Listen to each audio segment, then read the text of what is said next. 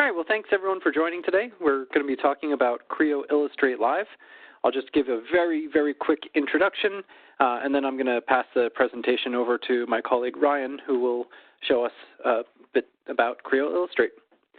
So first off, just want to quickly introduce myself. I'm Stuart Weiler. I'm the Director of CAD and PLM at Elite Aerospace Group. And of Elite Aerospace Group, we've got a couple of different subsidiaries. I work in the Engineering Services Group, and we are the one that is, in fact, a PTC partner. I'll talk a little bit about that in a second. But you can see our company is also a manufacturer as well. Our Aviation Products Division is a manufacturer mostly in the aerospace sector, which is why we're called Elite Aerospace Group. So we are a PTC partner, which means that we can help with all of the PTC products. Today, obviously, we're going to be talking about the Creo family and how it can be used for publications and kind of a gateway into augmented reality, which also leads into products like Vuforia. But then we can talk about managing all of that data in Windchill. You can monitor things in ThingWorks, do calculations in MathCAD. So there's a full suite of PTC tools, and we support all of those.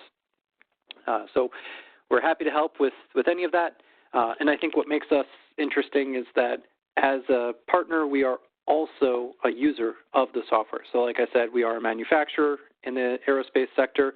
We use these same tools ourselves. So in our factory, we're using PTC products. So that's how we are getting our expertise and exposure to it.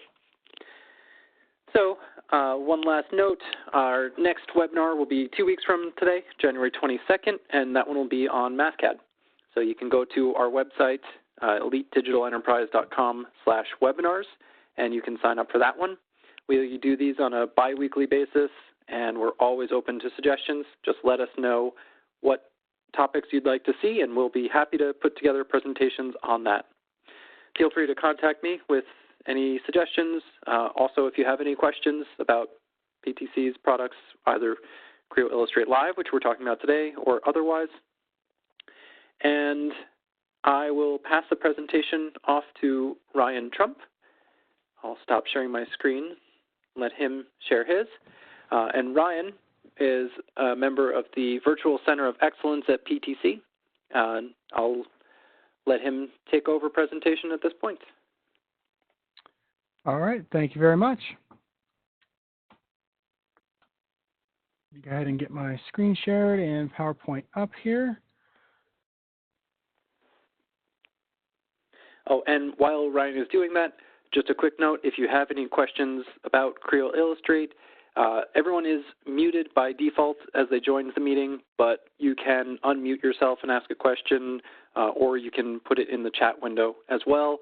We just ask that you wait till the end of the presentation if you're going to be asking questions, but feel free to put them in the chat session if it's relevant during the presentation, and we will do our best to address those. All right, Ryan, we can see your screen. All right, perfect. So like mentioned, we will be going over Creo Illustrate today, and Creo Illustrate is a tool for creating rich 3D technical illustrations that can be linked directly to any of your 3D CAD data. So that allows you to build your illustrations faster and independently from other engineering resources. Now, as I'm sure you know, the technical illustrations are vital to communicating any product, service, and parts information. And basically, all throughout the enterprise, people are going to need documentation in various different forms, formats, and different styles. And realistically, it's actually hard to build them, and it could be a slow process, especially if you're manually creating these things. And you probably have rich and accurate 3D CAD models, and that should be the basis for your technical publications. And a big problem is that illustrators don't know CAD and don't want to learn CAD as well. And sometimes you have these actual engineers being used to create this technical publication content, and that's taking them away from their actual design job. And plus, it becomes a very serial process. Quite often, you can't start until everything is finished. So, one stage completed before moving on to the next. And then once you're done, what happens if your part changes? You need these technical publications to update automatically for you. And if it's not done, it's a wrong manual and can cause some real customer grief. That's where Creo Illustrate comes into play. So this is a tool, once again, for creating your rich 3D technical illustrations. So this is a separate Creo application designed to create these 3D illustrations directly from your CAD data, and it's also designed for the non-CAD user. So it's really based on what illustrators actually care about.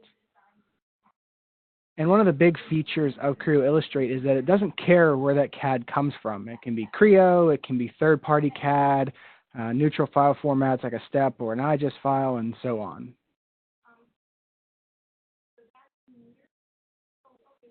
And the final result is going to be 2D and 3D technical illustrations in a lot of different formats. And these aren't going to be just lines and arcs.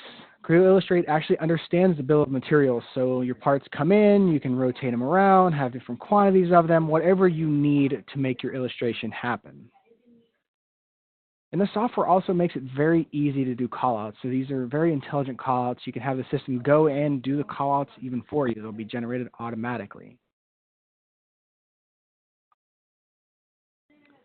There's a whole library for symbols and graphics, so like hand tools, and you can also extend those as well, and that is through .ol files. There's a complete suite of graphical techniques, so your typical thick and thin lines for your 2D drawings. You can do renders, cross sections, and many other different things.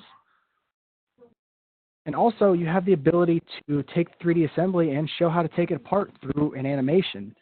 We'll go through a lot of this, what I'm going over right now, in the actual demo of the software itself.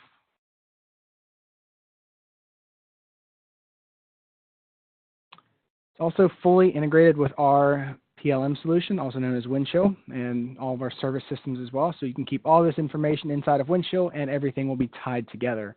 And if that model is changed, and it's also managed within Windchill, the automated processes can be kicked off to ensure easy and accurate updating of your technical illustrations created within Creo Illustrate. And these can in turn be published in many different formats. So we can save images, we can do 3D, we can do 2D, we can do PDFs, a whole lot of different things. So at this point, I'm going to go ahead and switch over, and we're going to do a demonstration of the software itself. So let's go ahead and do that. Okay. So for this demonstration, I'm going to be basically just using this little loader assembly that I'm going to start loading in here. So we're going to go ahead and start with a product view file, which is a PVZ file. This is just a lightweight viewable file of the actual CAD data. So that's our first file. We also have the ability to mix and match as well. So let's go ahead and link in a new Creo file. And notice that I'm using link here. So this is linking back to that CAD data so that if one of these parts changes, we can have that automatically update in our illustration for us. So we won't have to go back and do any rework. So we'll go ahead and get this bucket assembly here linked up with our loader.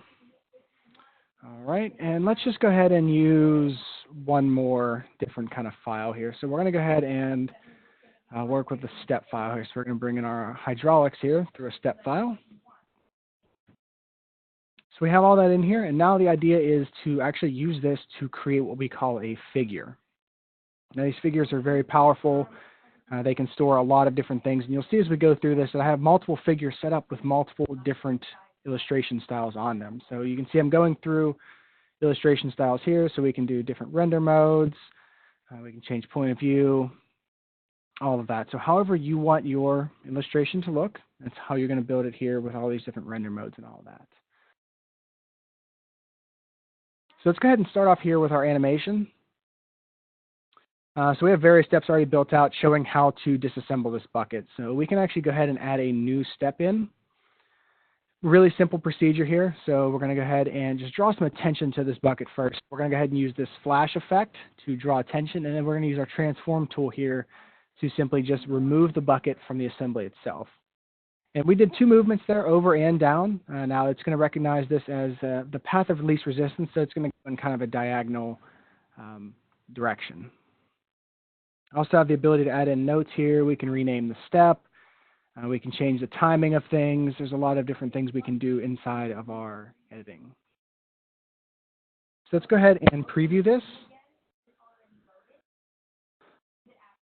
So we can see our notes displaying at the top while all of this is playing out for us. And we also are taking advantage of that library of tools that I mentioned earlier on by bringing in that hammer here to hammer out those pins. Once again, that is a extendable library. So if there's something you need specifically and it doesn't have it, you could simply bring that in with a .ol file. So this animation is now a part of a particular figure. So looking at our figures here, you can see we have multiples out there. And we can also go into our 2D here as well. Now, this isn't just a static image. These are real pieces that can be moved. So we'll go ahead and start maybe just throwing in some explode lines here. We can also do detailed views on this 2D as well. So we'll go ahead and select on that. And we also have the ability to do different render modes inside of the detailed views themselves. And we can see here the assembly can be moved and rotated around. So we're really making the most out of that 3D geometry. Okay, so we'll go ahead and add another detailed view in here. And then we'll go ahead and do some automatic callouts here. So we'll go ahead and pick on our assembly that we want to do the callouts on, select it, hit OK, and then we can pick on what kind of callout we want. And once we select that, it's all listed out here for us. All of our callouts have been done for us. We don't have to go and do these ourselves.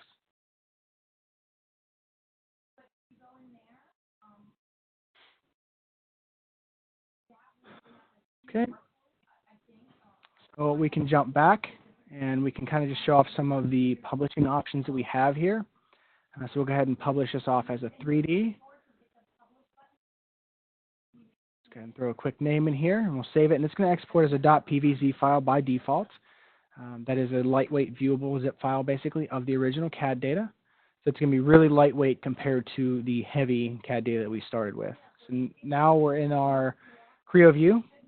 And we can see that all of our figures came over. So we can go ahead and select through these and we can see our bill of materials here. We can see our disassembly sequence we created. We can also play that here as well.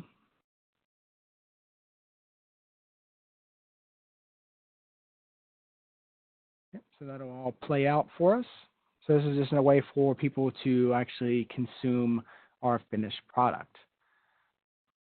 Next, maybe we want to go ahead and publish this out as a 2D. And the idea here is that we want to be flexible so that we to do what you need to get our illustrations out. And once again, once this is published, we can look at this again in Creo view as a .pbz file. You can see it even has the 2D on it here. So it's actually going to break down our disassembly sequence for us so we can have a step-by-step, but in a 2D manner.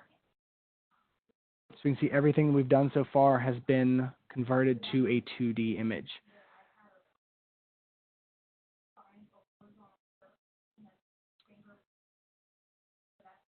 Okay, so one more thing we can do here is go ahead and maybe add this to a technical publication here. So we'll go ahead and copy our bill of materials, and then we can also save this out as an image file. So we have a few different options here. We're going to go ahead and do a PDF. We just throw in a name. We can also select on our page size, orientation, DPI, and we can also automatically launch our PDF viewer when we are done publishing this out as well. So once that's created, it'll launch our PDF viewer, and we can simply paste in our bill of materials that we copied out earlier.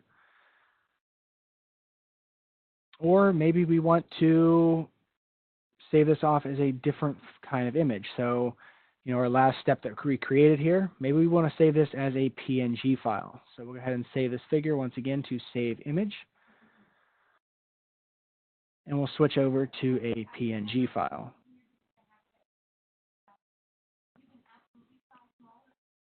Now we can easily place this image into our manual authoring tool once that's saved off. So we'll go ahead and just scroll down in our document here. Find the step where we need to add. So we need to add our last image here into our 12.5. Grab our picture.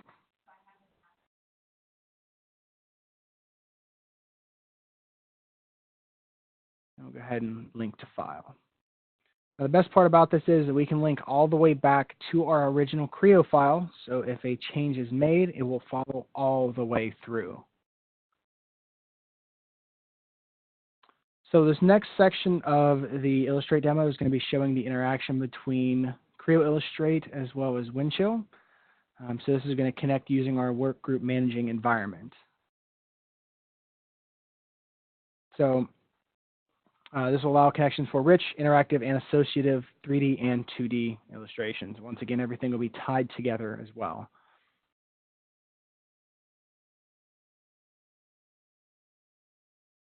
So we'll go ahead and navigate into Windchill here so we can see, we were looking at the frame assembly for a backhoe here.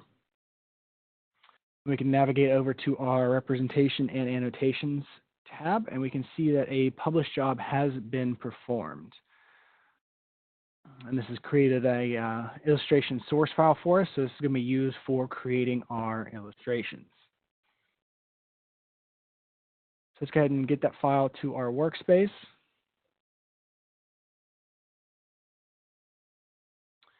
Once it's in here, we can actually go ahead and begin using this to create some technical documentation. Okay, so there's our PVZ file that we want. Go ahead and select, and then here we'll get a manage link, so we want to update after confirmation only. So basically it'll ask us if we want to update, or we can have it set up to update automatically without even asking us. Okay, so we prompted to pick parts from our assembly EBOM to make an SBOM for illustrations. We're going to go ahead and just use every single piece here. We can see all of our parts from our EBOM are now over here in our SBOM. And we'll go ahead and create a new figure from that data that we just brought in.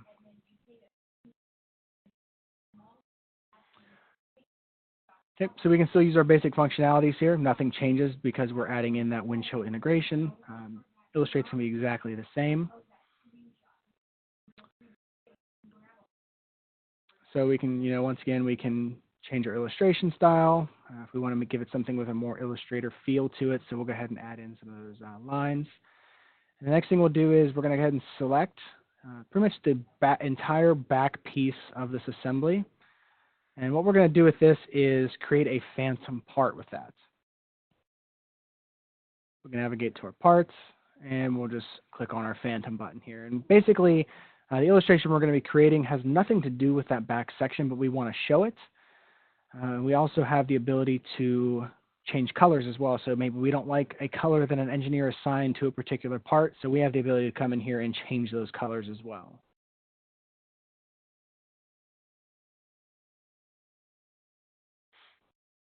So we still have the ability to go in and select on our components and create any callouts and annotations that we want. So we'll go ahead and do some annotations here, and we'll see those are generated for us. We can move those around however we want. So if we want them to be in a specific location, we have full control over where those are going to be. And we can even see that if it's a duplicate part, it actually will only show one callout instead of creating individual callouts for every single piece.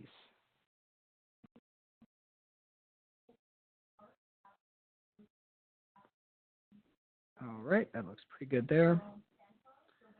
Once again, we can come in here and add any insets that we want to add. So maybe we want to do a detailed view of this particular piece.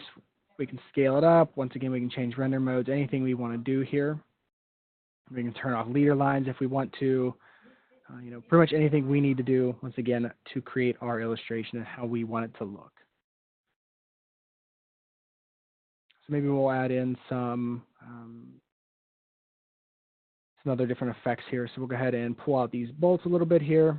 Once again, we can go back and add some explode lines in here to show the point of origin. And then we can also add in annotations for these parts as well inside of our detailed view. And you see it does respect the numbering. So it's not going to give us a 1 and a 2 again, since it's already being used in the main view. And it's also, once again, respecting the same part. So it's not going to give us different callout numbers for the same exact part. Now we can go ahead and check this file back into Windchill here. Let's go ahead and quickly give this a name here. Let's call it the frame illustration. We save it as a .c3di, which is just the Illustrate file type. Okay, so we'll get some notifications down in the bottom right-hand corner that, the save is saved, I started uploading, and once the upload succeeds to Windchill. So if we go back into our Windchill environment, we can see that we now have our illustration file here built in for us. And we can go ahead and investigate that further if we'd like to. So looking at our thing, we can see exactly what we use. So we use that illustration source file, and it'll also tell us the latest version as well as the version that it is synchronized to. So you can see that we are on A.1 here. So now we can also click on that and navigate back to the original source file that we had used. We can go all the way back up to the CAD file that this was actually based upon. So, we've shown, how to check things in, but what if, a file changes? So let's say, once this is tested, that everyone's kind of realizing that those small feet really aren't giving enough stability for this particular assembly. So, it's going to go through design changes and testing, and, eventually we're going to get an updated CAD file. We need to update this documentation without much rework or much effort. So we need to update it, pretty much automatically. So let's go ahead and see how this handles it.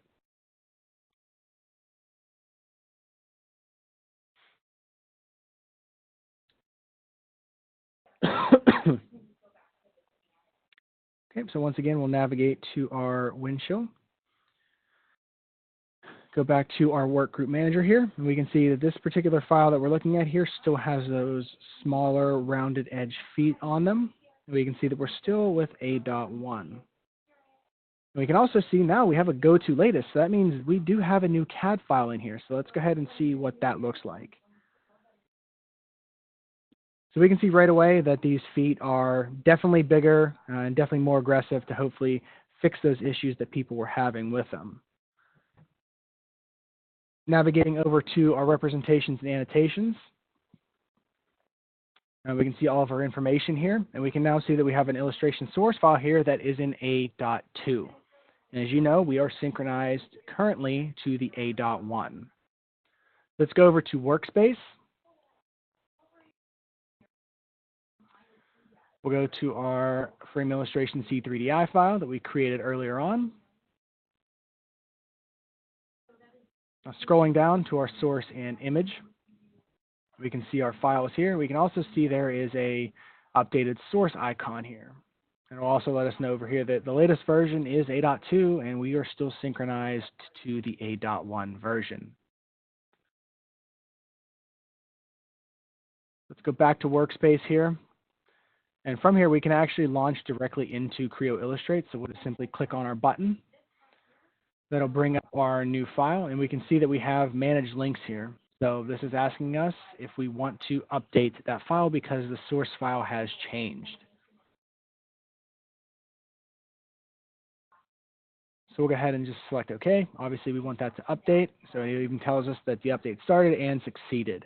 So now we can see that with what we created, all of our detailed views, all of our annotations, everything is now carried over, and we also have our new feet here that were redesigned for us. So we were able to update that technical illustration with very little effort. The only thing we had to do was check what was going on in Windchill, and it told us that, hey, there is an updated source file, and we need to update that particular illustration that is using that.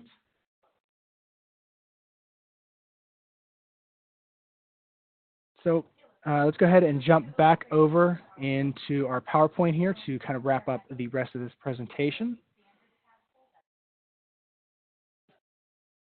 Just got a couple of slides to go through here. And this is basically just the value that Creo Illustrate can bring you. So there's a lot of value in it being linked to the 3D source. It's going to make it faster to create your illustration and update your illustrations whenever the CAD is updated. Once again, you can do it independently from the engineers. You'll also be cutting down on your duplicate work, so you don't have to have a designer build it and then I have to build it again. And it'll really help you maximize your illustrations. So your documents are going to be much better and accurate with more pictures. And all of that is really about time to market. So if you're waiting to ship a product out because you have to have service manuals, that's bad. You want to have things put out very, very quickly. And you want to put those products out there and make those customers happy, and you don't want customers with inaccurate manuals. You want them with very accurate manuals and with rich graphics for better understanding. And that concludes the demo portion of today's webcast. At this point, I think we can start taking questions. All right, Ryan, thank you very much. That was a great presentation. We do already have a question. The question is, for color 2D images, I usually use SVG files. Are they truly colored images, or do they still get a PNG of the color overlaying the line art? That's a great question. I'm going to take that down and just double check on that, just to be sure that I'm answering that correctly. Okay, we will we'll respond to that one by email. So we will follow up on that one. I didn't see any other questions yet. Does anyone else have a question that they'd like us to cover?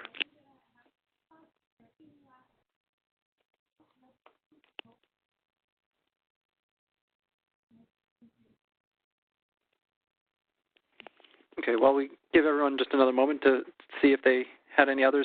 I know a few people did join a little bit late on the presentation. This presentation has been recorded. I will post that and send out a link so that if you did miss anything, you can go back and rewatch it.